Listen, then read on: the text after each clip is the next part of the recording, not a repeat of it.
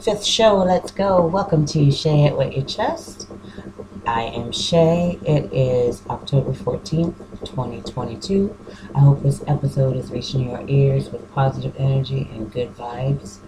Again, thank you guys so much for all the constructive criticism and the positive energy and comments and words of encouragement that you guys have been giving me with my 4 episodes prior to this one. I am very overwhelmed with gratitude, and I just am grateful that you guys are taking the time to listen to what I have to say. So again, thank you guys.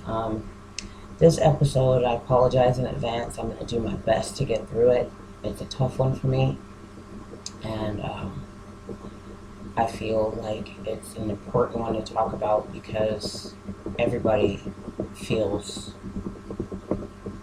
this feeling at some point in their lives, even though they try to live life without them. This episode is about regrets. My regrets are few. I have 3 big regrets in my life. This one I'm speaking on is in regards to someone very important to me that passed away a couple days from now, last year. And it's difficult for me because this time last year I was really celebrating, getting into my place. I just renewed my lease here, and so I think that's kind of what triggered the reality of what I know progresses in the, at the end of the year. I lost my first love October 17th last year. I didn't find out about it until December 20th of last year. So it's kind of been a emotional week for me, thinking the last time we had interactions with each other was probably about a week, maybe less, before he passed away.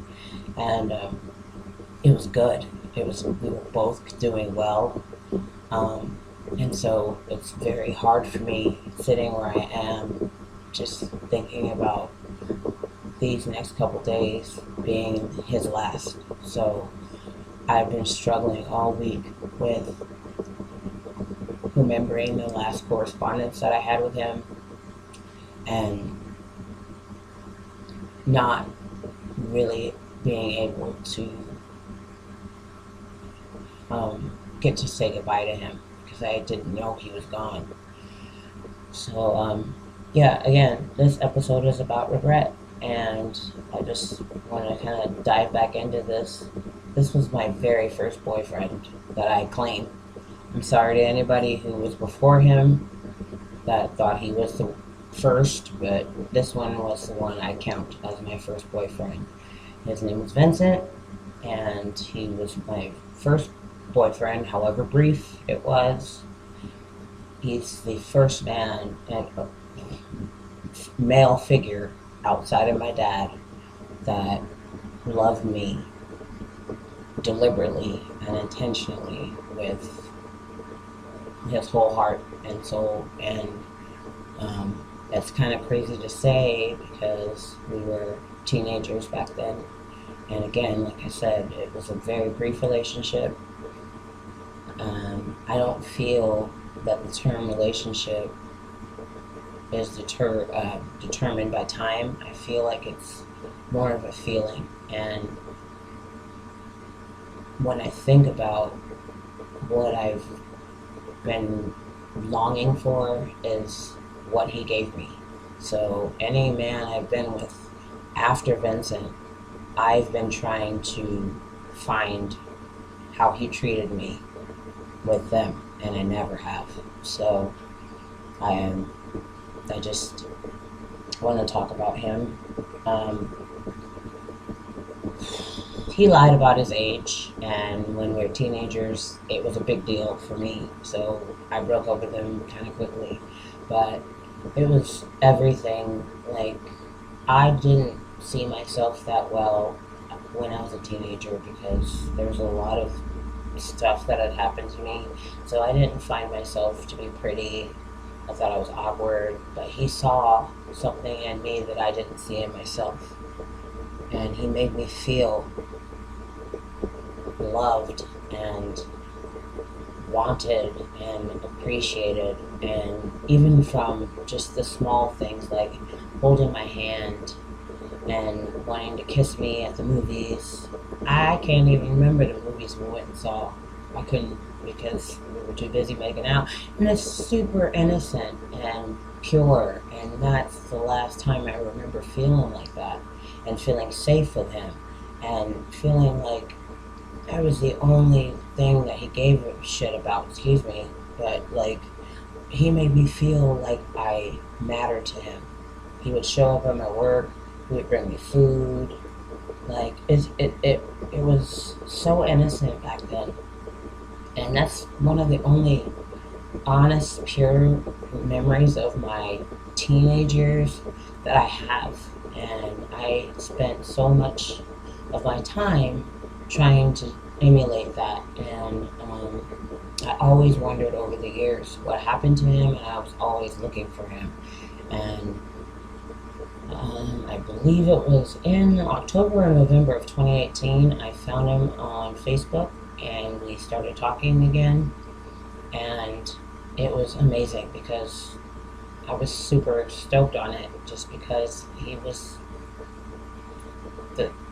the diamond in the rough, and he made me feel like gold. So I don't know a single person that wouldn't want to try to reconnect with their first love, you know?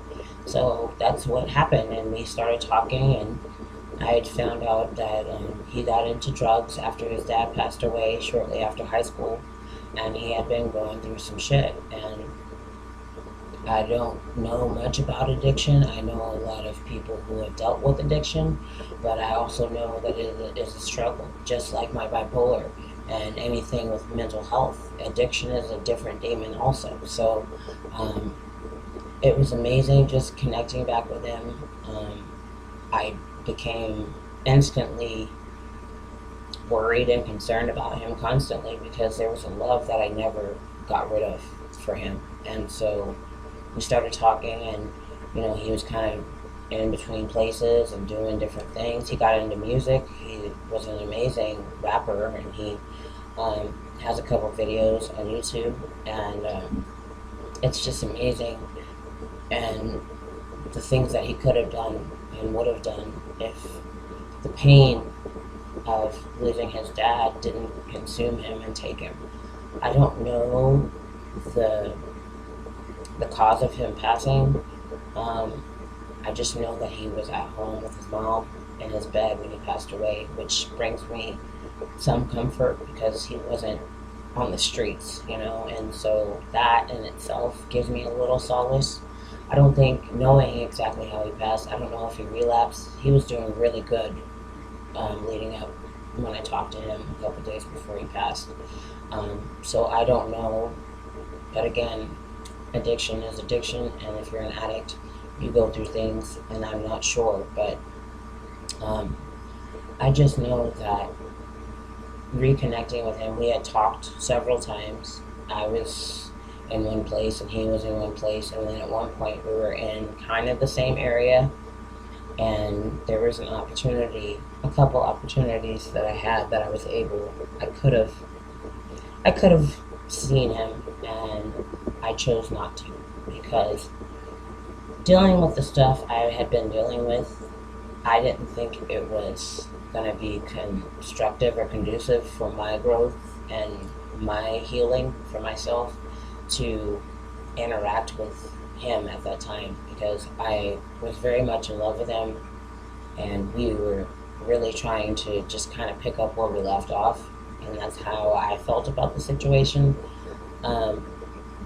But I just knew that if I were to meet up with him, I would have tried to save him, and I would have thrown myself on the tracks to do that. And with what I was going through at the time, I just didn't think that was the right thing for me to do. So when it comes to the topic of this episode of regret, knowing what I know now, I am constantly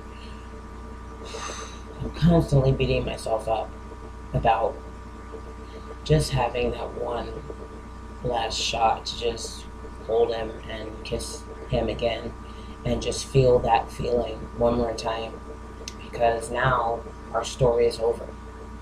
You know, when we reconnected, I felt like was like a to be continued type of thing, and there was a hope for a possibility, you know, and now there's just no hope for anything.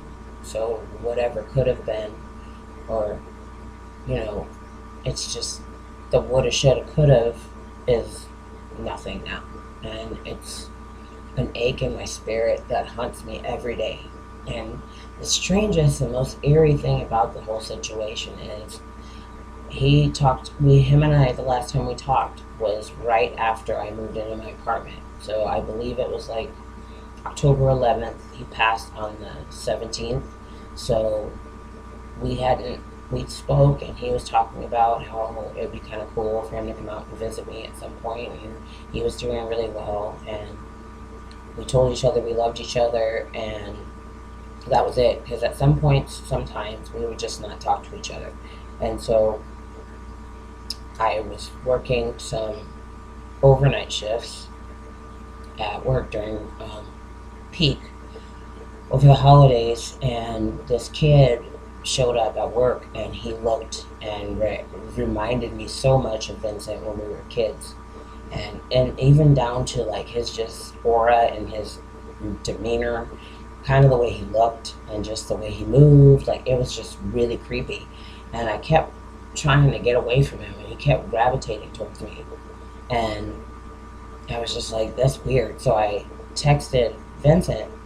Normally, when we don't talk for a while, I would hit him up and be like, hey, man, whatever.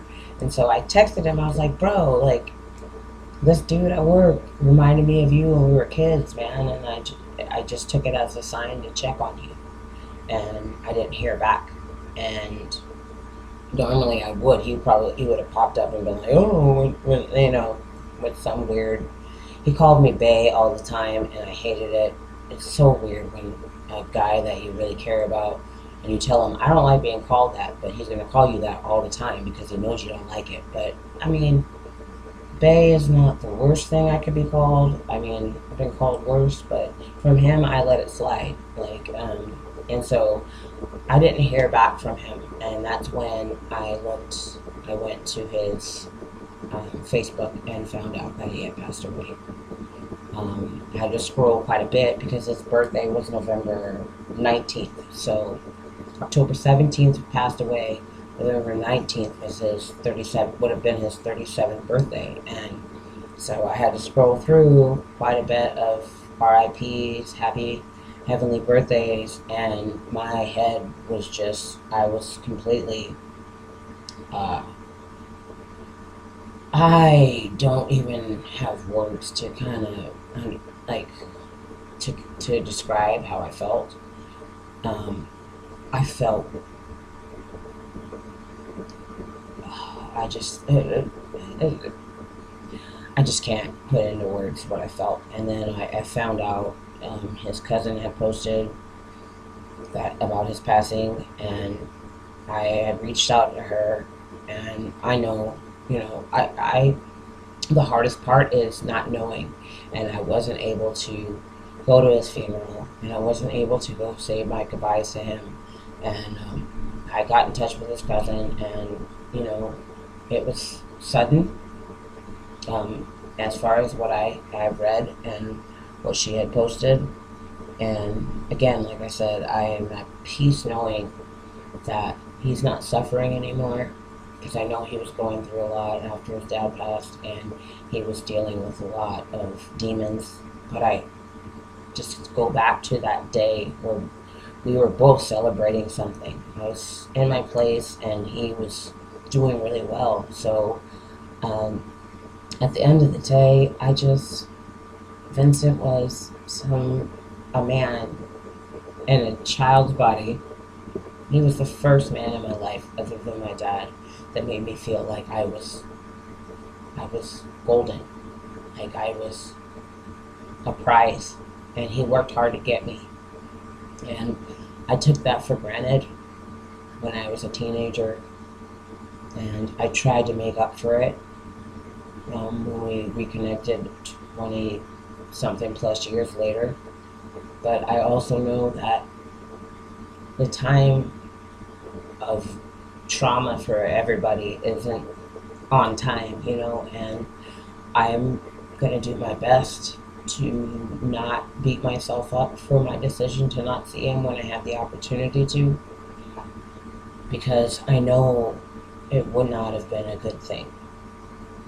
It would have felt like a great thing, and it would have taken me back to a time where I felt the most love I've ever felt from a man that wasn't my father, and to a place where I've searched for ever since.